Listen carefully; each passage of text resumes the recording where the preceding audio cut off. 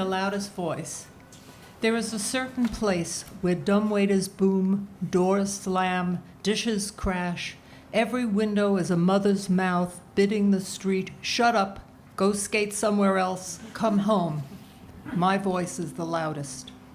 There, my own mother is still as full of breathing as me, and the grocer stands up to speak to her. Mrs. Abramowitz, he says, people should not be afraid of their children. Ah, Mr. Bialik, my mother replies, if you say to her or her father, shh, they say, in the grave it will be quiet. From Coney Island to the cemetery, says my papa, it's the same subway, it's the same fare. I am right next to the pickle barrel. My pinky is making tiny whirlpools in the brine. I stop a moment to announce, Campbell's tomato soup, Campbell's vegetable soup, Campbell's vegetable beef soup, Campbell's Scotch broth. Be quiet, the grocer says, the labels are coming off. Please, Shirley, be a little quiet, my mother begs me. In that place, the whole street groans, be quiet, but steals from the happy chorus of my inside self not a tittle or a jot. There too, but just around the corner, is a red brick building that has been old for many years. Every morning the children stand before it in double lines which must be straight. They are not insulted. They are waiting anyway. I am usually among them. I am, in fact, the first, since I begin with A. One cold morning, the monitor tapped me on the shoulder. Go to room 409, Shirley Abramowitz, he said. I did as I was told. I went in a hurry up a down staircase to room 409, which contained sixth graders. I had to wait at the desk without wiggling until Mr. Hilton, their teacher, had time to speak. After 5 minutes, he said, Shirley? What? I whispered. He said, my, Shirley Abramowitz, they told me you had a particularly loud, clear voice and read with lots of expression. Could that be true? Oh, yes, I whispered. In that case, don't be silly. I might very well be your teacher someday. Speak up, speak up. Yes, I shouted. More like it, he said. Now, Shirley, can you put a ribbon in your hair or a bobby pin? It's too messy. Yes, I bawled. Now, calm down. He turned to the class. Children, not a sound. Open at page 39. Read till 52. When you finish, start again. He looked me over once more. Now, Shirley, you know, I suppose, that Christmas is coming. We are preparing a beautiful play.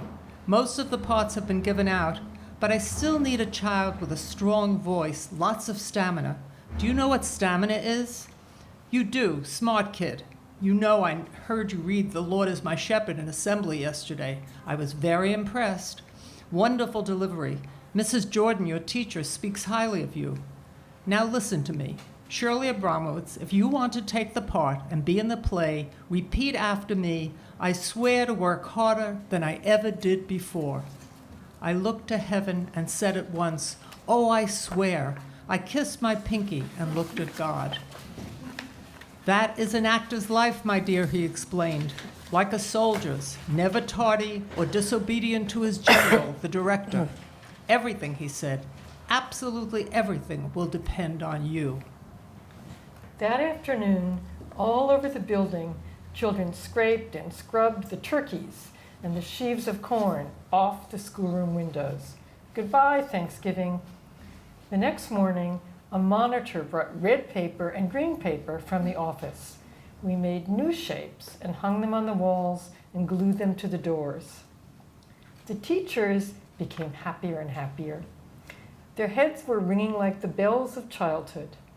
My best friend, Evie, was prone to evil, but she did not get a single dement for whispering. We learned Holy Night without an error. How wonderful, said Mrs. Glace, the student teacher. I think that some of you don't even speak the language. We learned Deck the Halls and Hark the Herald Angels. They weren't ashamed and we weren't embarrassed. Oh, but when my mother heard about it all, she said to my father, Misha, you don't know what's going on there. Kramer is the head of the tickets committee. Who? Asked my father. Kramer. Oh yes, an active woman. Active? Active has to have a reason. Listen, she said sadly. I'm surprised to see my neighbors making tra-la-la for Christmas. My father couldn't think of what to say to that. Then he decided, you're in America, Clara. You wanted to come here. In Palestine, the Arabs would be eating you alive. Europe, you have pogroms. Argentina is full of Indians. Here, you got Christmas. Some joke, huh? Very funny, Misha. What is becoming of you? If we came to a new country a long time ago to run away from tyrants, and instead we fall into a creeping pogrom, that our children learn a lot of lies, so what's the joke? Ah, Misha, your idealism is going away. So is your sense of humor. That I never had, but idealism you had a lot of. I'm the same Misha Abramovich. I didn't change an iota. Ask anyone. Only ask me, says my mama. May she rest in peace. I got the answer. Meanwhile, the neighbors had to think of what to say, too. Marty's father said, you know, he has a very important part, my boy. Mine also, said Mr. Sauerfeld. Not my boy, said Mrs. Kleig. I said to him, no. The answer is no. When I say no, I mean no. The rabbi's wife said, it's disgusting. But no one listened to her. Under the narrow sky of God's great wisdom, she wore a strawberry blonde wig. Every day was busy and full of experience. I was right-hand man, Mr. Hilton said. How could I get along without you, Shirley? He said, your mother and your father ought to get down on their knees every night and thank God for giving them a child like you. He also said, you're absolutely a pleasure to work with, my dear, dear child.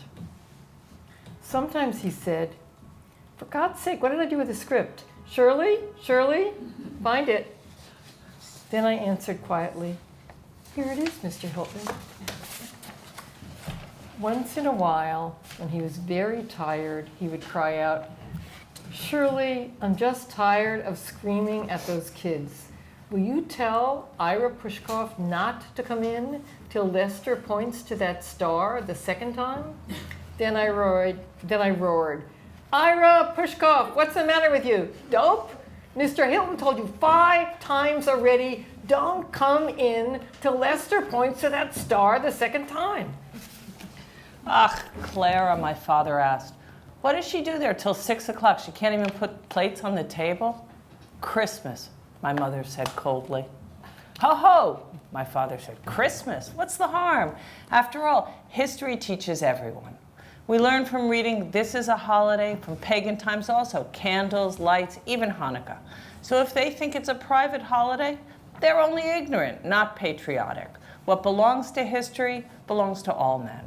You want to go back to the Middle Ages? Is it better to shave your head with a second-hand razor? Does it hurt Shirley to learn to speak up? It does not. So maybe someday she won't live between the kitchen and the shop. She's not a fool. I thank you, Papa, for your kindness. It is true about me to this day. I am foolish, but not a fool. That night, my father kissed me and said with great interest in my career, Shirley, tomorrow's your big day. Congrats. Save it, my mother said. Then she shut all the windows in order to prevent tonsillitis. In the morning, it snowed. On the street corner, a tree had been decorated for us by a kind city administration. In order to miss its chilly shadow, our neighbors walked 3 blocks east to buy a loaf of bread. The butcher pulled down black window shades to keep the colored lights from shining on his chickens. Oh, not me. On my way to school, with both my hands, I tossed it a kiss of tolerance. Poor thing, it was a stranger in Egypt. I walked straight into the auditorium, past the staring children. Go ahead, Shirley, said the monitors. 4 boys, big for their age, had already started work as prop men and stagehands. Mr. Hilton was very nervous. He was not even happy. Whatever he started to say ended in a sideward look of sadness. He sat slumped in the middle of the first row and asked me to help Miss Glace. I did this, although she thought my voice too resonant and said, "Show off." Parents began to arrive long before we were ready. They wanted to make a good impression. From among the yards of drapes, I peeked out at the audience. I saw my embarrassed mother. Ira, Lester, and Meyer were pasted to their beards by Mrs. Glace.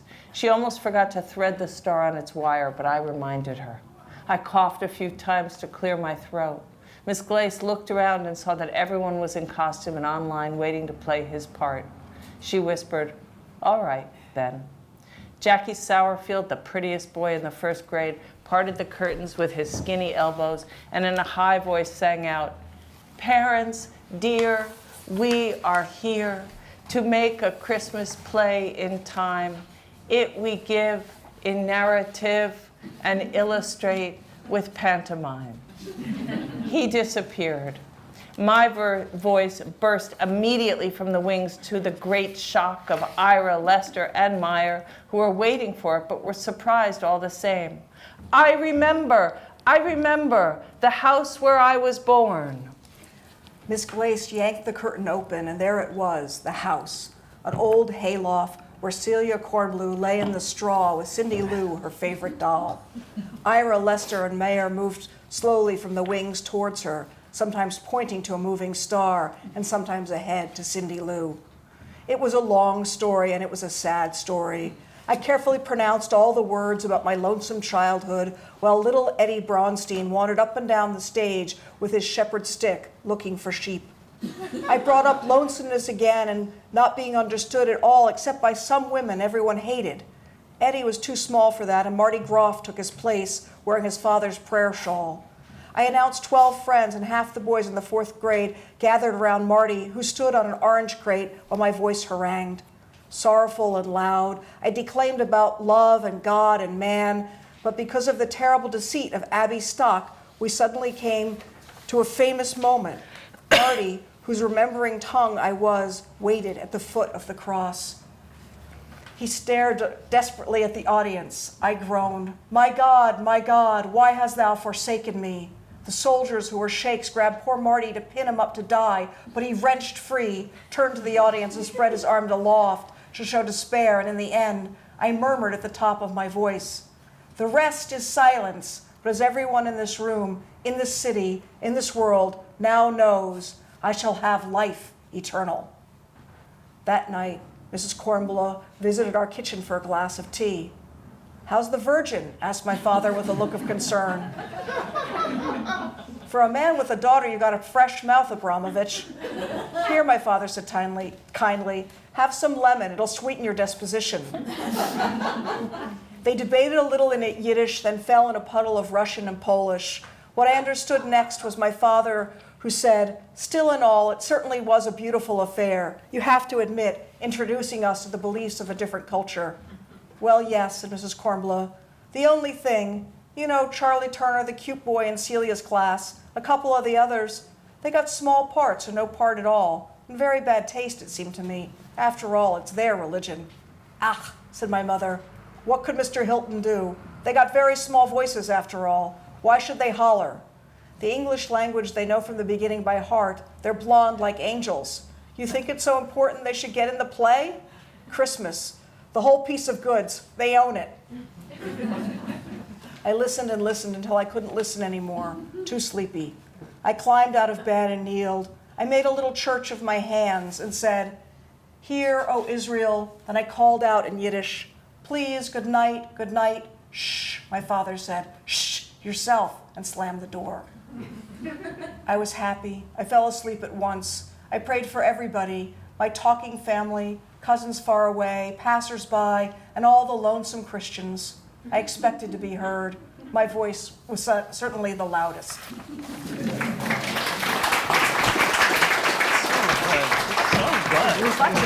That's amazing. It's such a great story, isn't it? Okay, so the next section. Oh my.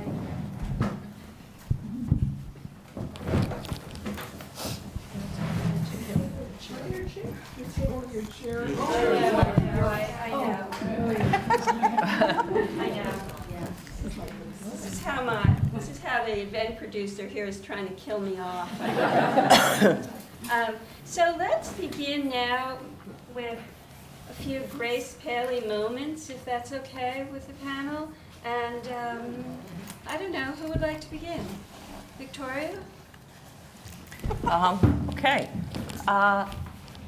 So I'll start with when I first got to know Grace, I was a kid. I was living in New Hampshire. I was going to college at Dartmouth, and Grace lived, as many of you know, part-time between New York and Thetford, Vermont. And I was politically active, and the Vernon nuclear power plant was something that we were protesting, and Grace was in an affinity group. I've been thinking about this because I've been thinking about the idea of affinity groups and how great they were, and that we should all now be in affinity groups again. But Grace was in a different affinity group, and I was in one.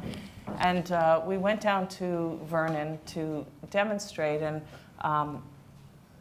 so we were all hanging out there, and people were staying the night. At that period of time, I was in a big body brace. It went from my neck all the way down to my pelvis. So it was very kind of rigid event. And I decided that it was going to be impossible for me to sleep on the ground at the demonstration. And so I was going to get in a car and drive back up north.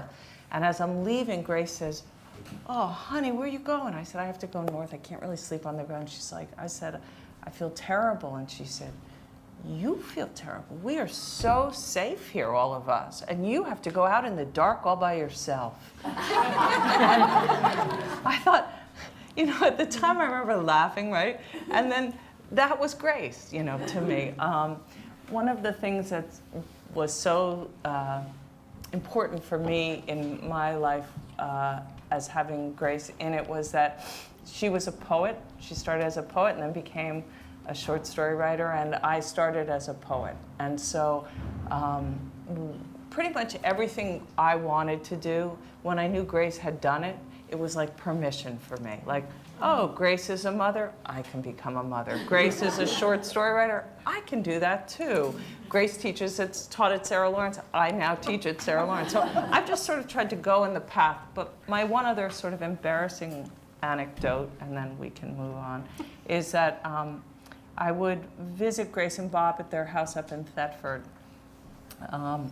And after the first time of my coming there, she started saying to me, "Don't show up if you don't have poems."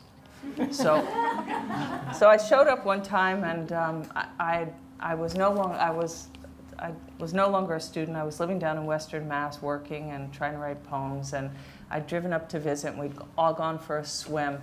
And then we were back at the house, and Grace had to leave to drive to the airport and fly from Lebanon Airport back to New York. And suddenly, so I'm hanging out with Bob, and suddenly there's Grace again. Oh my gosh, oh my gosh. We're like, "What's wrong, Bob? What's wrong? What's wrong?" And she said, "I crashed my car into Victoria's car."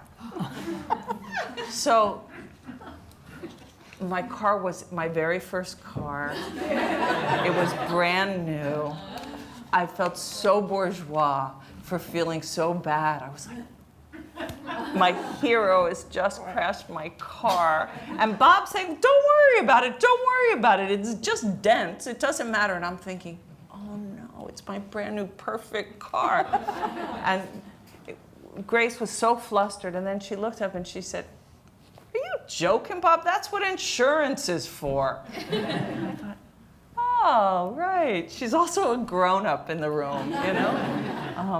And off she went, and she's like, "Don't worry about it. Just you file it with insurance. We don't, any of us, pay. That's the good news, Victoria."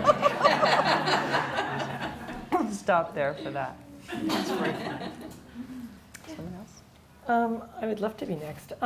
I studied with Grace at Sarah Lawrence during her first year of teaching.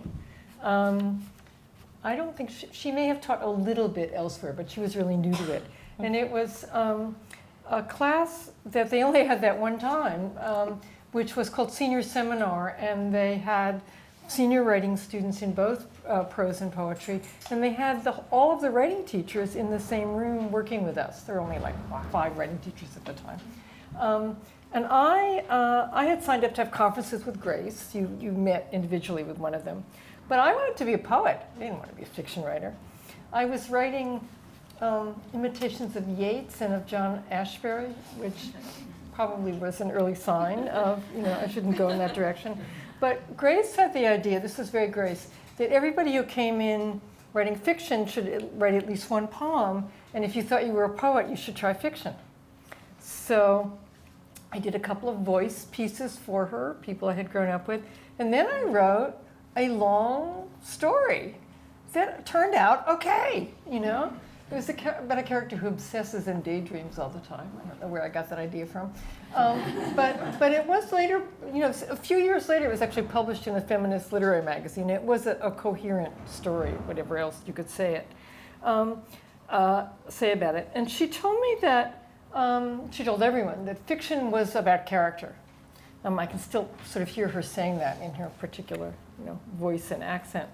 And that she had also learned that a story could be organized like a poem. And I don't think she meant about image. I think she meant that it could circle around meaning the way that a poem did. So both of those things were things that I took with me. I still wrote poems for a while that were sort of confused imitations of poets that I liked. But once I had graduated and was living in New York and had more of a life, I really wanted to write about people. I wanted to write about character. And fiction beckoned. And it was really because of Grace. I mean, she had a huge effect on me that way. The other things I learned from Grace were to revere the often stylized ways people tried to convey themselves. She had a lot of respect for the kind of the curlicues that people made when they were trying to be themselves. And I also learned from Grace something about how to allow humor in the most serious kinds of stories. The thing I always blame Grace for is her tolerance for slowness as a writer. She preached a doctrine of a story takes as long as it takes, and she herself could spend years on a story. So many of the time I have secretly thought I would be a speedier writer if it weren't for Grace. Maybe I should have had a snappier person as my example. But actually, by this time it's all worked out. I've caught up with myself. I like my own pace. I'm a little faster. I once asked her, when she moved to Vermont, when she was going back and forth, if she had more time to write since she was, in the country. And she said no, that she was politically active in Vermont as well. She always said that she grew up knowing that being political was a serious way to be. She probably phrased that better than I am, but that was the gist of it. And writing was never her sole occupation. And one last story I will tell about Grace is, when I was at Sarah Lawrence, it was during the Vietnam War, so we were always having demonstrations and what were called teach-ins, which you sat and listened to someone analyze why we were in Vietnam. Usually the professors mostly did that. So I had spent an entire day going to everything and sitting and listening to people pontificate. And I was running to the dining hall to get some supper. And as I'm trying to sort of sit down to eat, there's a whole group that appears in the doorway of the dining hall, and they're about to march on the Bronxville Railroad Station to enlighten the commuters about what's going on with this war. And Grace sees me and she says, "Joan, what are you doing there?" So, of course, that day I ate no more. I got up and walked with Grace. That's great. Yeah, I always remember that. So, of course, we all think of her every minute now. I mean, I'm so sorry that we don't have her with us in our time of trouble. But I think we're all proud that she was the writer who led us in all these ways. Hilma? I think I met Grace first. I'm not even sure. I think the first time I met her, I was teaching at the University of Iowa, and I was living for the semester in the student union where guests stayed. And Grace was coming to give a reading and a talk, and she stayed there too. And she called me on the phone and said, "Hi, this is Grace Paley. Can I come over?" And it was the voice of my neighborhood, and she taught me to write. She gave me permission to write in the voice of my neighborhood. And she came up, and we sat on the twin beds in my room, chewed gum, and talked in the voice of our neighborhood. And it was just wonderful. It was wonderful to know her. I'd already read her. Another time, I was outside leafleting for a candidate that didn't get elected. The usual thing. And it was a very dispiriting experience. I think this was Mondale and Farrar. I had already been hit by some old woman hit me with her pocketbook. I remember another time I was protesting outside an A&P that was selling scab grapes, and women went in and bought the grapes and came out and threw them at me. So it was discouraging, to say the least. And there I am on the corner of 86th Street and Lexington Avenue shouting, "Get that actor out of the White House." It was really wonderful to stand on a street corner, scream like a crazy person. And out of the subway was Grace Paley. And she threw her arms around me and said, "Good for you, good for you." And I felt so incredibly happy, even after the election. And the other thing is a story I think she told me about being arrested at a demonstration and going to the Women's House of Detention and being put in a holding cell with some prostitutes who asked her what she was in for. And she said, "Political protests." And the woman said, "Get these fucking housewives out of here."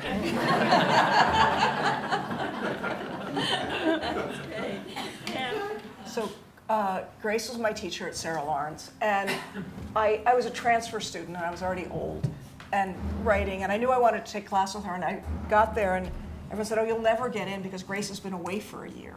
So everyone wants to take the class." And I had grown up in a very politically active family, so I wore my No Nuke staff shirt. I knew I had already, which was very, whatever, working it in whatever way I could. Anyway. And I did get into the class, which made everyone hate me, which I hadn't seen that coming. But, I learned so many things from her, and I'll just tell you a couple things. One was that Grace was a feminist who loved men, and that's been a huge thing that I have always carried with me, because she was entirely supportive of women's lives and women's work and women's career, and she loved men. And that, when we think about what is feminism, what does it mean, and is though somehow a choice has to be made, and it taught me a choice doesn't have to be made. And the embrace with which she held people, and even reading this, there's certain words like dope, dummy, crummy. Yeah. Those are all Grace words. She would say to you, like, "What are you, a dope?" And as a student at Sarah Lawrence, I would go in, and you have these conferences with your teacher for like half an hour once a week, so it's like therapy. But with Grace, I would go in, and every time I would go in, she would either be rolling around on the floor or crouched on the radiator or always doing something odd. And I just taught myself like not to react. She's like, "Oh, my back," or like, "Oh, yeah, I'm on the radiator, I can't," you're like, there was always something happening. And I was thinking, she always would read while chewing gum, and I wanted to do it without choke while I tried to do it. But there was about her this incredible authenticity, and it was not, I think in some ways people sort of wrongly thought because of the way she sometimes sounded that it was naive. It wasn't naive at all. It was incredibly layered and complex and nuanced.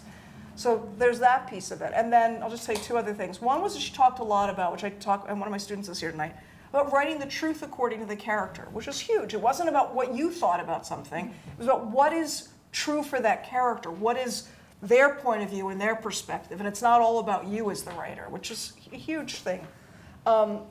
And then later, when I sort of was no longer, or maybe I don't know, whatever. She was home in New York City on 11th Street, and I went to bring her this short story that I'd written. And so you go to Grace's, and there's always a million things happening and whatever. And so we're sitting at the table, and there's stories that she's writing. She's got like half a story in her pocketbook, half under a plant somewhere. It's always, I'm not making it up, truly chaotic. And then people would see her like that and say, "You're just doing that." And she would look at them like, "What, are you crazy? This is me." So the phone rings, and she picks it up like, "Oh, Morty, how are you? I love you. I haven't seen you. Where you been? Of course I'll come. Of course I'll go to whatever. Of course I'll do whatever. Count me in. I'll see you next Wednesday." And she hangs up. "Why'd you let me say yes?" which was so great because she would agree to everything and do everything for everybody. So I was and I was always saying, like, let me try to help you get organized. Like I was 12, you know what I mean? Like, what did I know? But then I had written this one short story called Looking for Johnny, and it later was part of Safety of Objects. And in it, this boy is kidnapped, and I couldn't figure out the ending. And unlike a lot of writing teachers who don't really tell you anything, Grace was perfectly happy to tell you exactly what to do and what was wrong, but in wonderful ways. And in the end, she's like, I go, Grace, I can't figure this out. She goes, well, he brings the kid back. I'm like, what? The kidnapper brings the boy back. I'm like, why? He goes, because it's not the right kid. He kidnapped the wrong kid. And I mean, it's on the one hand, she was right, and I thought it was a great end. And then, of course, I had to figure out how to do that. But she was this incredibly, I mean, as you're hearing, but warm and generous and feisty, and you know, she was also like Yoda. I mean, she was like a real. She just embraced, I think, all of us, and gave like truly of herself in ways that were, I don't know, profound. You know. It's so interesting that she was living so much in her time and in the moment in such an engaged way, but the stories have such reach and are so enduring to people who didn't experience that world at all and maybe didn't understand it very well or were very removed from it. But the stories have such power across all those borders. Why do you think that is? Because they're human stories. I mean, she wrote about people, and she wrote about relationships, and she wrote about love, and a kind of passion and commitment, you know? And so there's an organic nature to that is just human. And I think that's really, to me, I mean, I don't know. One of the things I always sort of steal from Grace when I'm teaching is she said that stories are all about blood and money, blood meaning family or love. And hers really, it's right in front, you know, it's right on the top. Blood and money. Yeah. I think of what Harry Crews said, that the best quality you can have when you're writing is mercy. And I think she really had that. Victoria, you have anything? Yeah, I'm. There's also she just was crazy for language, right? And she heard it and she pulled it in, and so even if it's not the language that you heard in your world, in your neighborhood, you heard the authenticity of language, and she never pulled it back. You know, she never. She wasn't doing it to say, I can do this, and then let me show you some other moves. She had so many moves, and they're all in play, you know. So there's just a kind of propulsiveness in the fiction. I had the opportunity once to interview Grace for a magazine, and it was, you know, it's as you were describing. We were also babysitting for Sienna, who was a baby. I think we locked the keys out of the car when we went to the supermarket. You know, a million things happened, but she had just had a story published in the New Yorker, so I wanted to ask her a bunch about that story, and it was really interesting in terms of how she worked. So that's just, she said, well, I keep these folders, and when I start to write something and then it stinks, I put it in the folder. And then every once in a while I look at it to see if it has something. And she said, so this is a story that was like 20 years old. She said, I'd looked at it a couple of other times, but this time when I looked at it, I took it out and I started working, and I kept working, and I thought, oh, it doesn't stink so bad. And then I was working, and then and she got it going. But she also said she worked on multiple stories at once. So it's kind of, you know, the energy inside the story is natural to her. It's like her physical being kind of on the page in that way, that kind of energy. When you talk about language, she used to tell this story about when she was taking a class of poetry at the New School with Auden.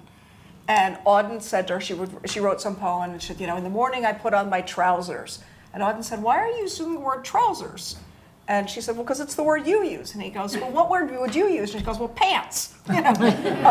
But that was part of, because she so admired, you know, his use of language. And then it's just interesting how it flows down. He encouraged her to use the language that was hers and of her neighborhood. It's so interesting that, as you describe her life seems so full and chaotic, but the stories seem, in a way, so precise and so the resonances of what's left out of the story sometimes is what makes the story so interesting. And I wonder if you have thoughts about the way that she constructed stories, because they're so, it's as if she had 1,000 ways of constructing stories, but and yet every story is so identifiably a Grace Paley story. Why is that? Other than just I mean, I think there's also a compression to the storytelling. There's nothing in there that doesn't need to be in there. She was, I mean, one of the things that she worked on a lot was editing, and she would. I thought that was one of the greatest lessons that I ever got from her, was that sense of really that when students know. When I say, oh, you have to revise your story, and they turn it back and there's 2 sentences that are changed. And I'm like, okay, like change 2 sentences. But Grace would literally sit there, crossing out things and moving things around, and on her own things, you would see these pages that she'd written. And she always literally, in whatever bag she had, there was at least something she was working on. And it was very physical, and I think there was an absolute precision to that. And she didn't stop until she had it that way. And you sense that compression and specificity. So there is a lot that is taken out. And that's really hard to learn, by the way. I mean, Well, Joan said before that she had taken things from poetry, and one of the things she said to me was, because I was praising the way that she often sort of will not show the stitchery. Sometimes in a writer you just feel this stitchery, and with Grace I was like, there are these huge leaps, and she said, oh, that's something I learned in poetry. She said, first of all, I hate transitions, so I don't like transitions, and I don't think I'm good at them, so I'll just not do them. And she said, but that was the other thing I learned from poetry, was that the reader knows how to make leaps. And so I can make leaps on the page, and if I do it right, I can bring the reader right with me. Yeah, I could imagine that she probably had the same passion I had as a child for the movies, where the same thing happens. You don't see the cowboy leaving the bar saying, I'm going back to the ranch, and you don't watch him travel on his horse for 10 miles back to his ranch. The next thing you know, you're at the ranch. And I think that if somebody from her family is here can say that she loved the movies the way I did as a kid, that this was possibly another influence in addition to poetry. But it's the details. She used to say, you could just say time passed or later. You didn't have to account for or even do a line space. Exactly, yeah. This line, my pinky is making tiny whirlpools in the brine. The pickle, that little detail is so visual and so true. And even though there isn't usually a pickle barrel and there isn't a grocer anymore, it exists in memory and it exists on the page, and it's still true. And it still lives. I mean, Chekhov still lives, and Grace. It's also a sentence that sounds beautiful. It sounds. Yeah, I loved reading it. Yeah. She was very big on having students read aloud in her classes. She made you hear what you were doing. Yeah. I think there's lots of talk about which writers have influenced a whole generation of writers. Hear about it all the time, but I really do think Paley has had an enormous influence on the writing of stories in America. And do you feel that as well? And do you see it in your own writing, and do you see it in the writing of others? I mean, she has an impact on the way because of the way she lived and because her stories are beautiful. But I think it's also, there's so many pieces to that, I think, because on the one hand, I think of writers like Amy Hempel, and I think Amy Hempel to me is definitely sort of a Paley descendant, and Amy never had her as a teacher. But I also think how Grace talked about the differences between men's fiction and women's fiction, and how, in a way, women were supposed to write the small and the domestic and not sort of larger scale. And she would always say things like that women have always done men the favor of reading their work, and men have not returned that favor. Which is so, so I think in those ways too, that it's, when I think about Grace's influence on young male writers, I'm not sure, but then I think there is this whole generation, Laurie Moore and Amy Hempel and just lots of us that I think definitely also were empowered by her, and not just the language, but which is a big piece of it, but the kind of the freedom, the voice. I mean, the freedom to have a voice in those ways. And the freedom to use domestic experience, Yes. which Yes. definitely Yes. she gave me. Yeah. To say that domestic experience has literary value, it's right there in her stories. The two men, the husbands. Yes, absolutely. And she talked a lot about Tilly Olsen, too. You know, she was a big, I was just thinking of Yeah. Tilly Tilly Olsen Olsen. when you said that, yeah. She also international writers like Bucci and Macheda. She would introduce. I mean, she would say, "Oh, you have to go look at this. Who wrote this incredible book called Motherhood, that's in about Africa." I mean, she was also, as much as she was an activist here, she was a global citizen from her neighborhood, which was pretty remarkable. Someone once asked her if it was her political life that stopped her from writing a novel, and she said, "No, I can't write a novel. That's why I didn't write She one." had tried. Yeah, she said, "I can't do it. Yeah. There's nothing has interfered with it. It's my fault," she said. I was looking at this story again and I love this move, so I just need to just point it out. So you're in the thick of that's the story, and it's so in the voice of the child. And then she does these turns, and it's such a thing she can do inside of a story. We're in it, and then she goes, "I thank you, Papa, for your kindness. It is true about me to this day." So she just pulls the text. We're entirely in the moment, and now we have an acknowledgement that there is another moment. There's a moment way beyond this scene that the speaker is speaking from, although, there's been no preparation for it. There's no nod to it again. Sorry.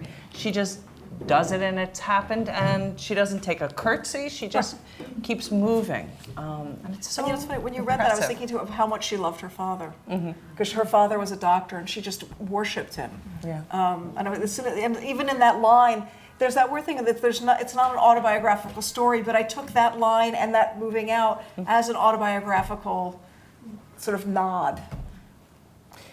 I think that what you were saying about her invitation to bring women's experience, whatever that was, to bring any experience you wanted, so political, whatever was in it, was a kind of great permission. I think it was a great permission for women writers. I don't know about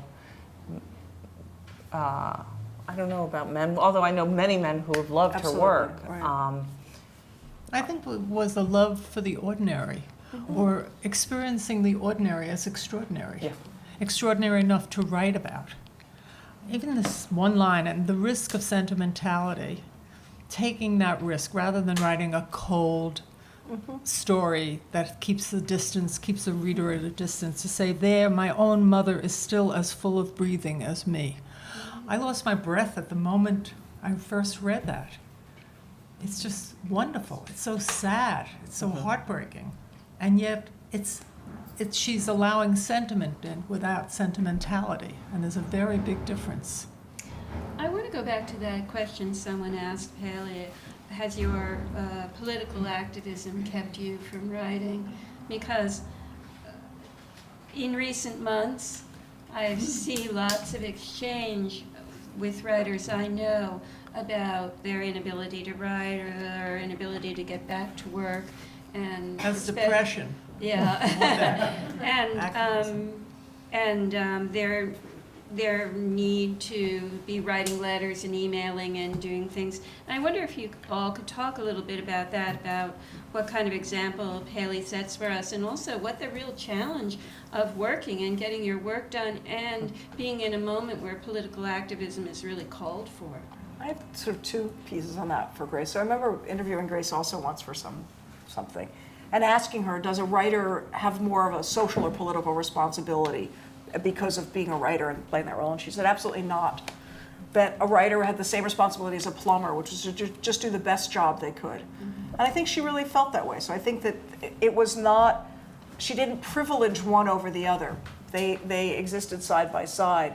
And then just to talk for a second about what you're asking about what it is happening now, I think certainly for me, I remember this having witnessed 9/11, there was that sense that in order for me to do my work and be in my imagination, I had to feel that the world around me was like going to stay put for a minute.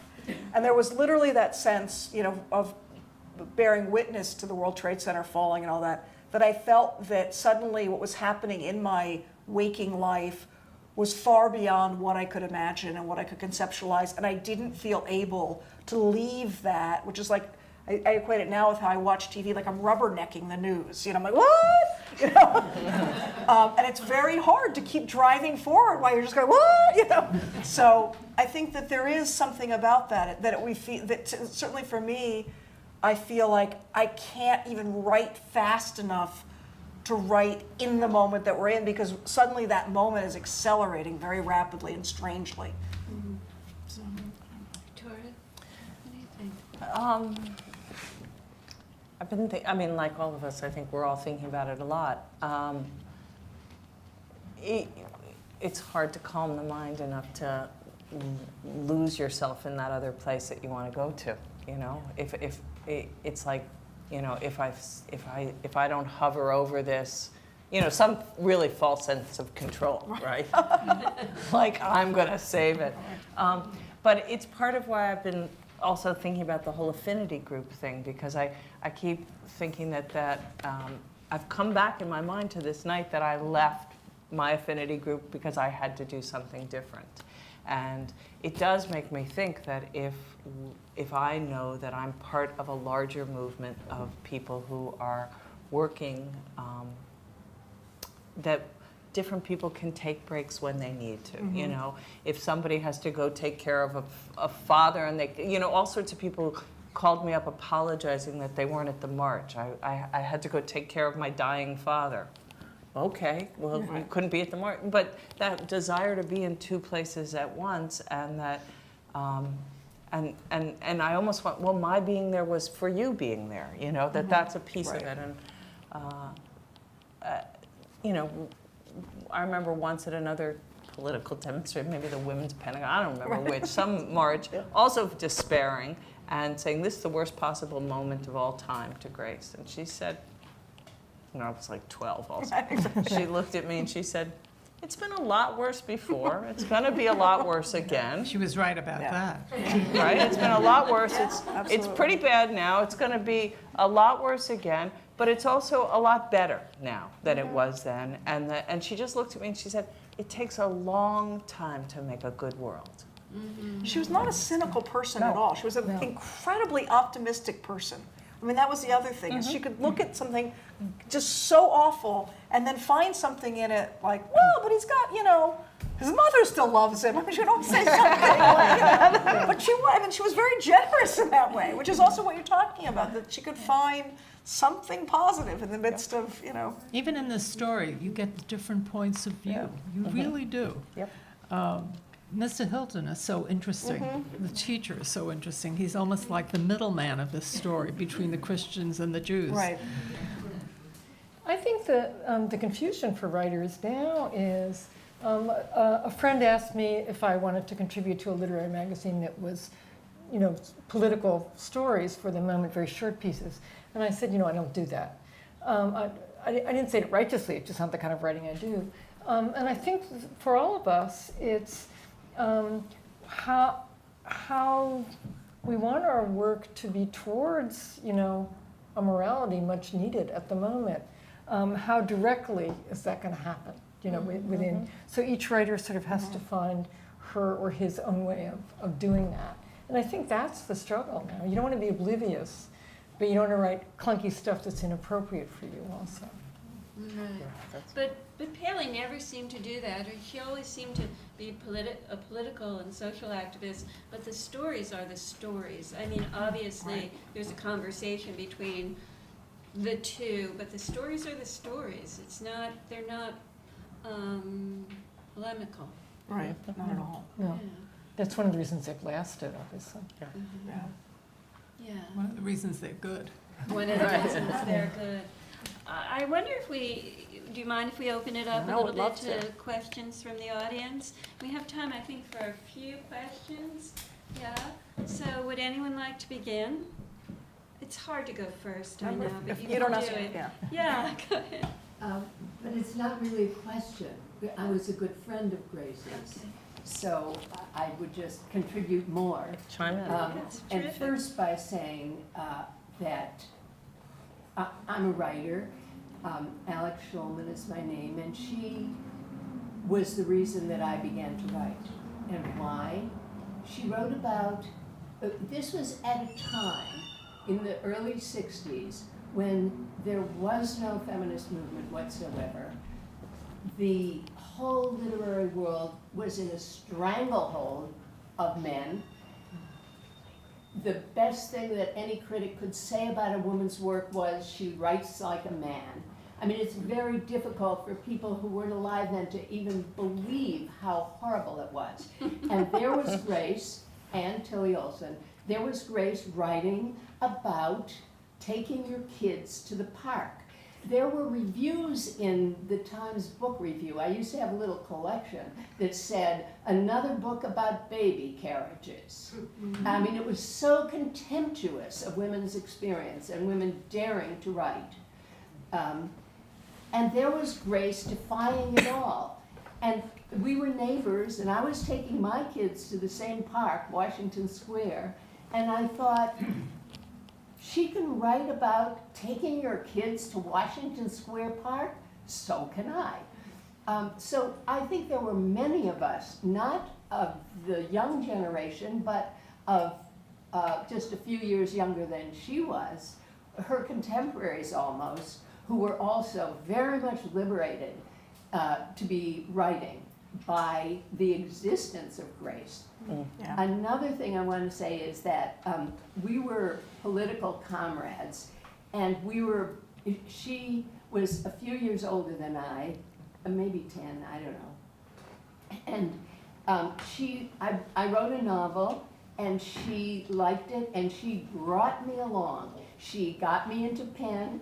Later, she made me, she promoted me to the board of directors, and after that to be a vice president. And why? Because I was a feminist and an out feminist, and she thought that Penn would benefit by having that. And she told me to get onto the, what do you call it, the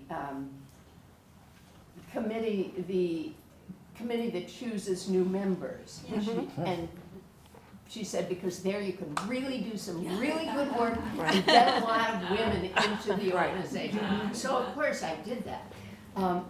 And one other thing I want to say about Grace,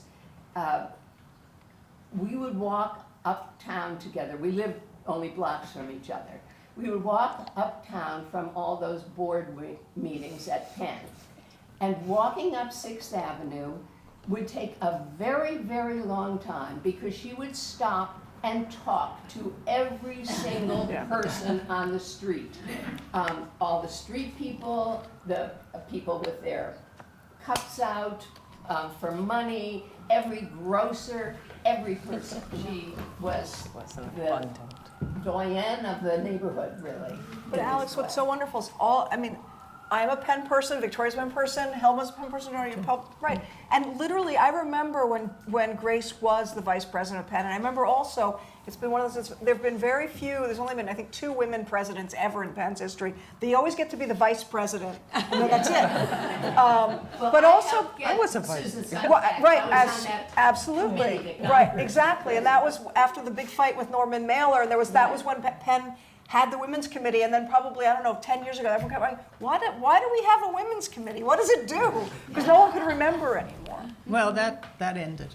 No, But at the big international congress, yeah. individually and then gradually collectively, we all began to recognize that there were no women on any of the panels, and there were no people of color on any of the panels. And so we began to form a group. And about 200 of us ended up in a room with Grace Paley and Margaret Atwood as our leaders. And I remember Margaret Atwood addressing Norman Mailer and saying, "Sorry, I'm not here in my native costume." That's so great. Do we have another question? So wonderful. I was just going to say something. Yeah. I love the way she writes about children. She really makes the small big, like her sense of scale with children is amazing. And I was wondering if you had any stories about Grace and her children. Is there family here? Can anybody say? just remember her, I mean, in that she loved her kids enormously and loved her family.